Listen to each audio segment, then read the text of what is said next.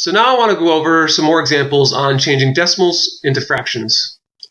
In our first example, we have 0.3. And the important thing that you have to look at is your last digit all the way to the right. Notice our last digit all the way to the right is our 3. Notice that is 1 unit to the right of the decimal.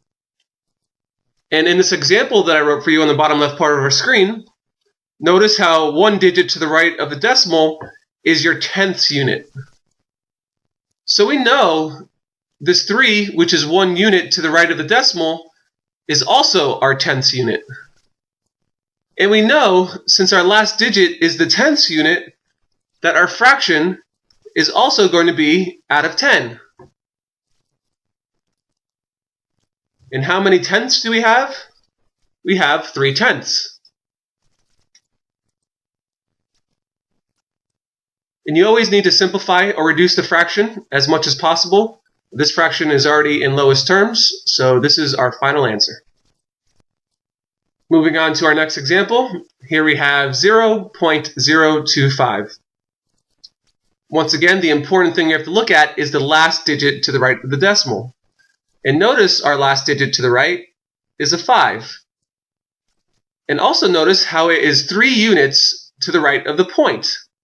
And from this example I wrote for you on the bottom left part of the screen, the third unit to the right of the decimal is your thousandths unit. So our last digit in this example, the 5, is in the thousandths unit. And since the last digit is in the thousandths unit, we know that our fraction is going to be out of 1,000. And how many thousandths do we have? We have 25 thousandths.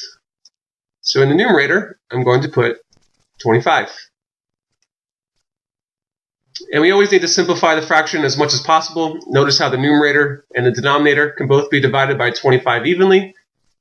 So I'm going to divide both the top and bottom by 25.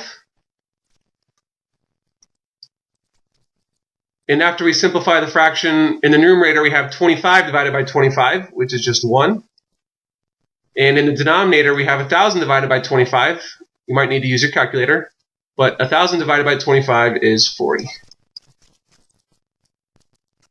So the decimal 0.025 as a fraction is 1 over 40. So now let's move on to our last example. Here we have 1.75. And notice how we have a whole number of 1 plus the decimal of 0.75.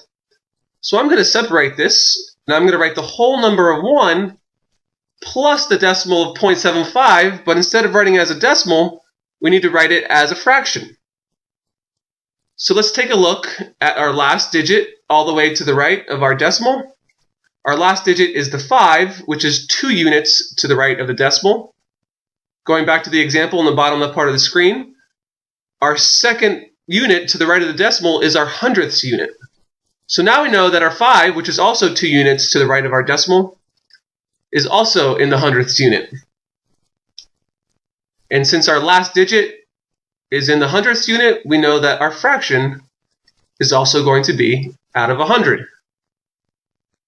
And how many hundredths do we have? We have 75 hundredths. So in the numerator, I'm going to put 75. Once again, we always need to simplify the fraction as much as possible. The 75 and the 100 can both be divided by 25 evenly, so I'm going to divide the top and bottom by 25. And if we simplify everything, we still have our whole number of 1, and in our fraction, we have 75 divided by 25 in our numerator, which is 3, and we have 100 divided by 25 in our denominator, which is 4. So the decimal 1.75 written as a fraction is 1 3/4. So here are some more videos with more example problems related to the video you just watched. I really hope you are finding my tutorials helpful. So until my next video, I will see you later.